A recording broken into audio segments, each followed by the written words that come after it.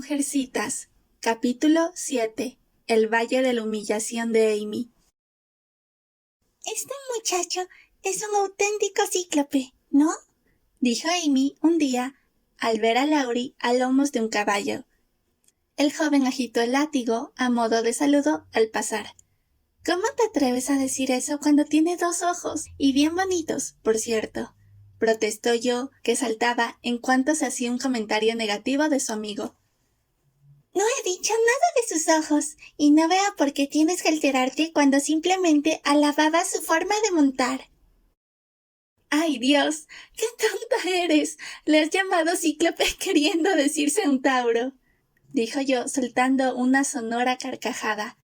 Bueno, no es necesario que seas tan desagradable. Como dice el señor Davis, ha sido un lapsus lingui, explicó Amy, acabando de matar de risa a yo con su latín. Me gustaría tener algo del dinero que Laurie gasta en su caballo, añadió, como si hablara para sí, pero con esperanza de que sus hermanas le oyeran. ¿Por qué? Preguntó Meg con tono amable al ver que yo seguía riéndose de la segunda metedura de pata de Amy. Me hace mucha falta. Tengo un montón de deudas y hasta dentro de un mes no recibiré mi asignación. ¿A qué deudas te refieres, Amy? Preguntó Meg muy seria.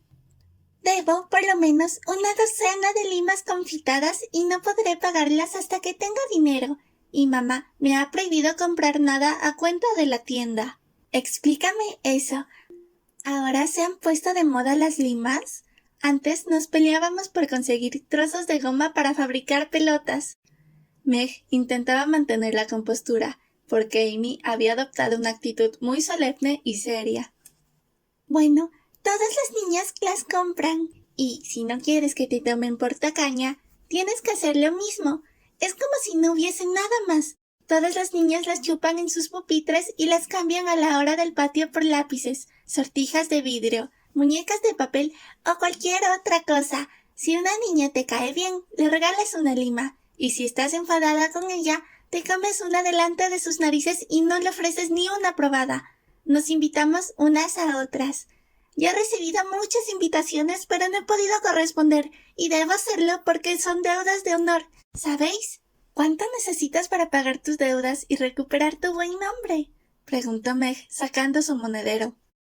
Con $0.25 tendría suficiente, y aún me quedan unos centavos para invitaros a vosotras. ¿Os gustan las limas? No demasiado. Puedes quedarte con mi parte. Toma el dinero y aprovéchalo bien porque no nos sobra, ya lo sabes. Oh, gracias. Debe ser maravilloso tener dinero para gastos. Me daré un festín porque llevo toda la semana sin probar una sola lima. Me daba vergüenza pedir que me invitaran porque no podía devolver el favor y ahora me muero por comer una. Al día siguiente, Amy llegó bastante tarde a la escuela, a pesar de lo cual no pudo resistir la tentación de mostrar, con disculpable orgullo, el paquete de papel marrón húmedo que llevaba antes de guardarlo en el fondo de su pupitre. En los siguientes minutos corrió el rumor de que Amy March tenía 24 limas deliciosas y había comido una por el camino, e iba a compartirlas. Sus amigas respondieron colmándola de atenciones exageradas. Katie Brown le invitó allí mismo a su próxima fiesta. Mary Kingsley insistió en prestarle su reloj hasta la hora del patio, y Jenny Snow, la sarcástica jovencita que tanto se había mofado de Amy por su falta de limas, enterró el hacha de guerra y se ofreció a ayudarla a hacer algunas sumas especialmente complicadas. Pero Amy tenía muy presente los mordaces comentarios de la señorita Snow sobre ciertas personas que, a pesar de tener la nariz chata, huelen a limas ajenas y, a pesar de ser engreídas, y olvidan su orgullo para pedirlas. Por lo que destruyó su esperanza con un mensaje telegráfico desalentador. No te esfuerces en ser amable, no te voy a dar ninguna. Coincidió que aquella mañana el colegio recibió la visita de un personaje distinguido que alabó los mapas de Amy por lo bien dibujados que estaban. La señorita Snow se enfureció al ver que su enemiga recibía tal honor, y la señorita March se mostró más ufana que un joven pavo real. Pero, por desgracia, tras el orgullo viene la caída, y la vengativa señorita Snow consiguió volver las tornas y dar pie al desastre.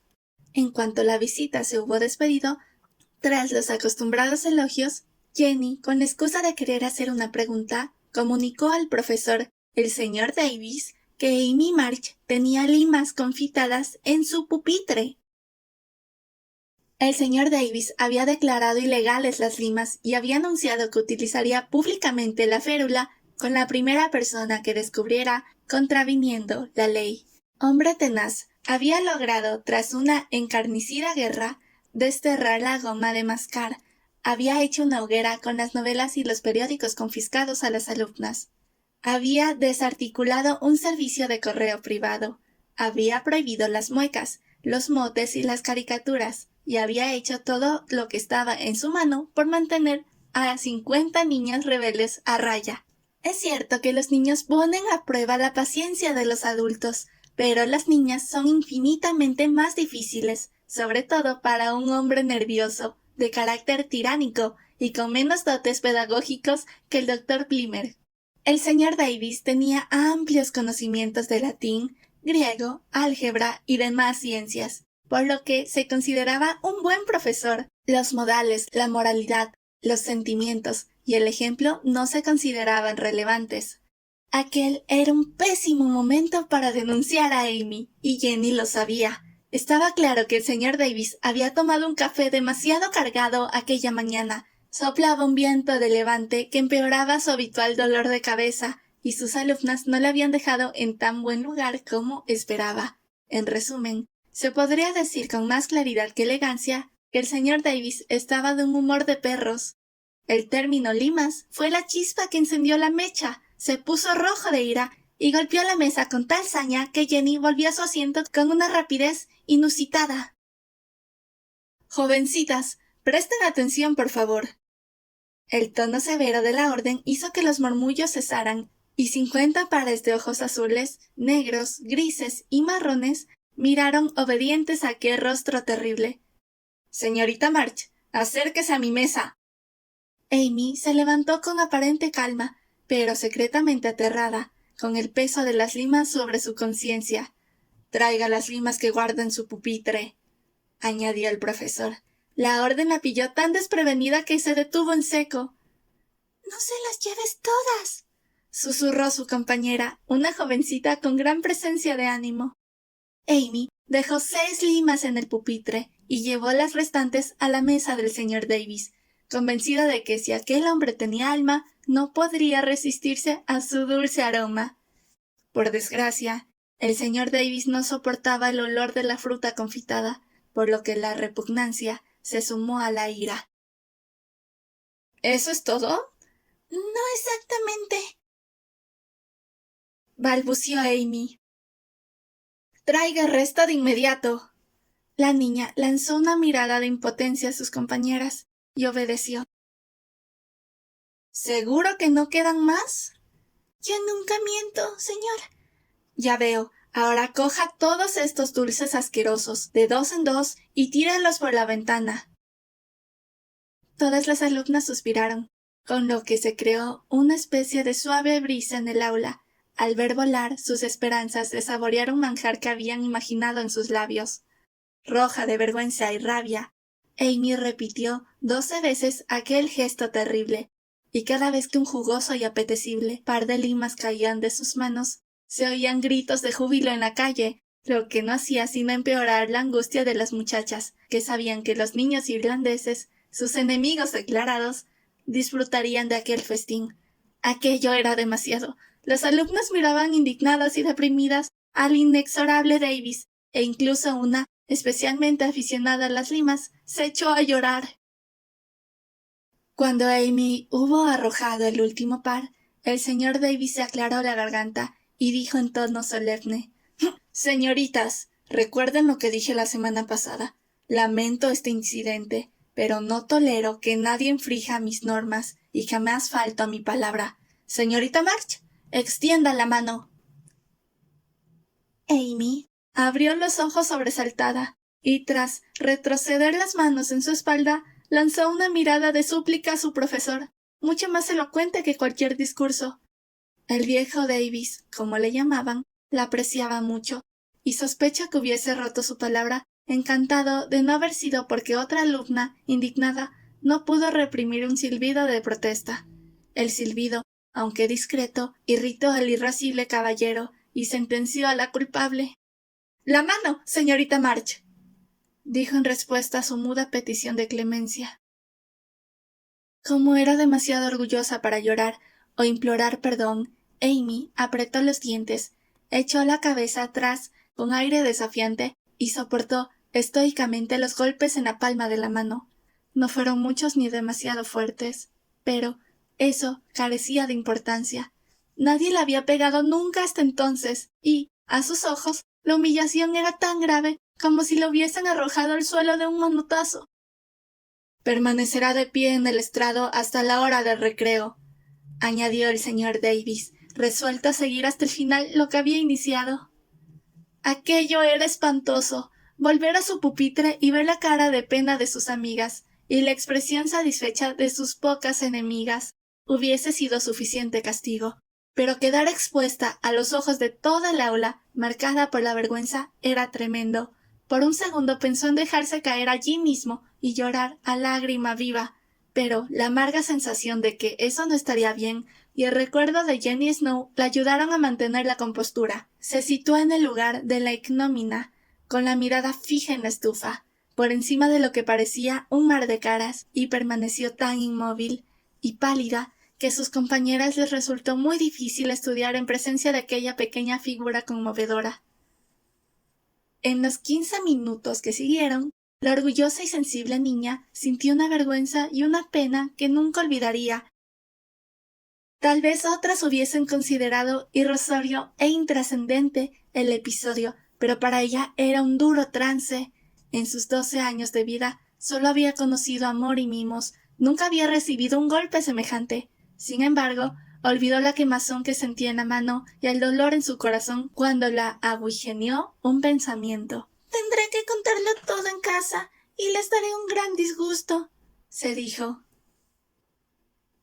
Los 15 minutos se le antojaron una hora, pero por fin terminaron. Nunca se había alegrado tanto de oír anunciar el recreo. El profesor tardaría en olvidar la mirada acusadora que Amy le lanzó cuando salió de la clase en dirección al vestíbulo para recoger sus pertenencias. Sin dirigir la palabra a nadie y prometiéndose que jamás volvería a pisar ese lugar.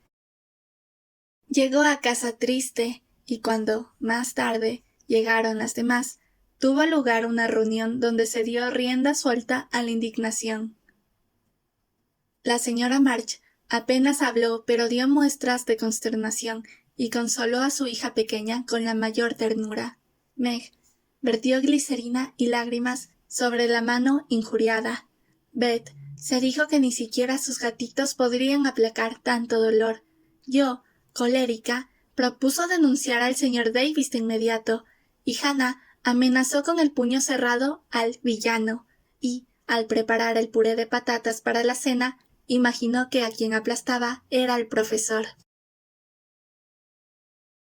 Nadie se dio cuenta de la ausencia de Amy, salvo sus compañeras más cercanas, pero las sagaces señoritas observaron que, por la tarde, el señor Davis se mostraba más benigno y parecía nervioso, algo poco habitual en él.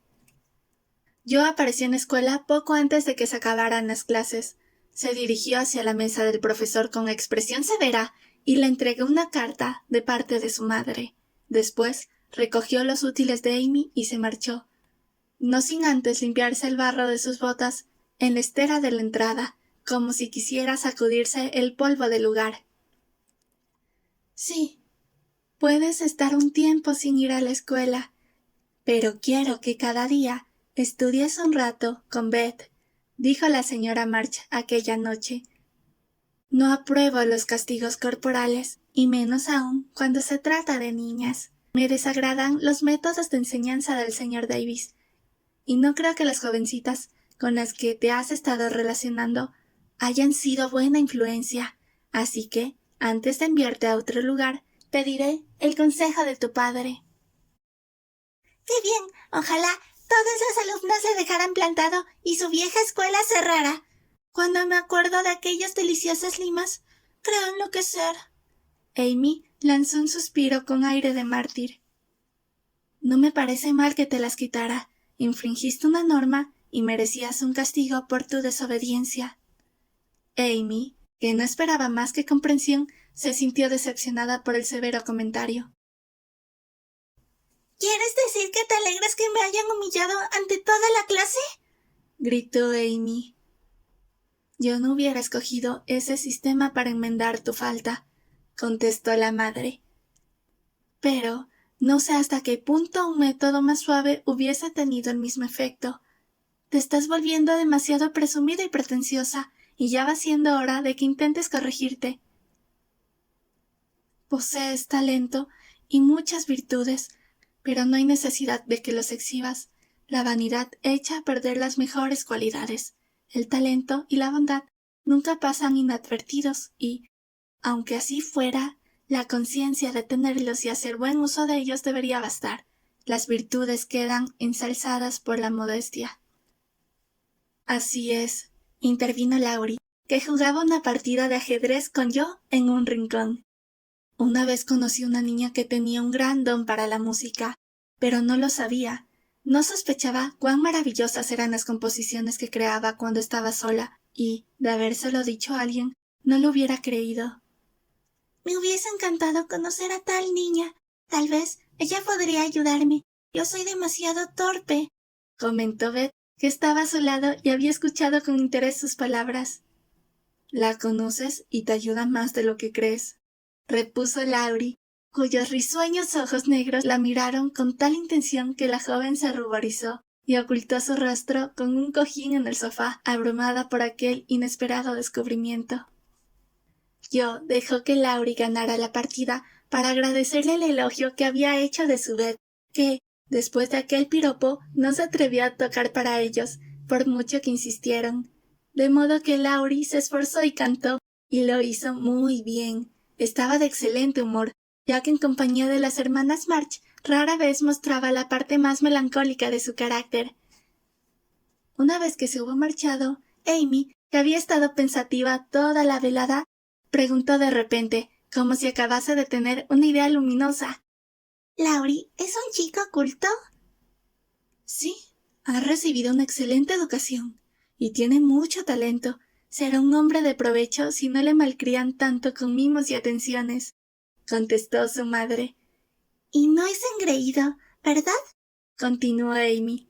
En absoluto. Por eso resulta tan entrañable y le queremos tanto. Comprendo. Tener talento y ser elegante es bueno. Lo que está mal es darse importancia o vanagloriarse de ello, apuntó Amy, pensativa. Esas cosas se traslucen en los modales y en la forma de hablar si la persona actúa con humildad. No es necesario ser gala de ellas, afirmó la señora March. Pasa lo mismo con la ropa. Uno no se pone todos los vestidos y sombreros y lazos a la vez para que los demás vean lo que tienes, añadió yo, y la reunión terminó entre risas.